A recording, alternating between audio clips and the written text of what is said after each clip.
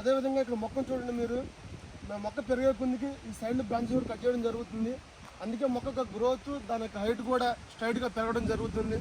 అదేవిధంగా మన దగ్గర స్టార్టింగ్ ఇన్వెస్ట్మెంట్ 11 సెంట్లు 4,25,000, తర్వాత 22 సెంట్లు 7,95,000, అరెకరం 15 లక్షలు, ఎకరం 30 లక్షల వరకు కూడా మన దగ్గర అవకాశం ఉందండి.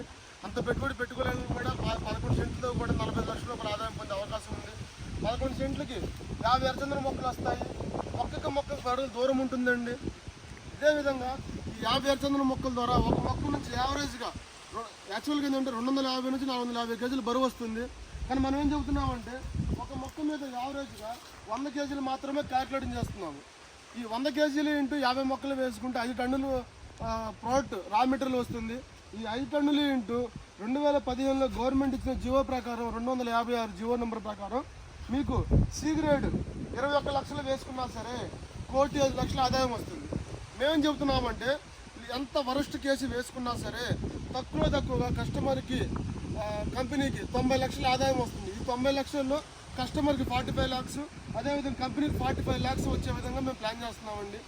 మీకు దీని మీద ఎటువంటి డౌట్లో ఉన్నా సరే స్క్రీన్ మీద కనబడుతున్న నెంబర్కి కాల్ చేయగలరు friends. Thank you very much.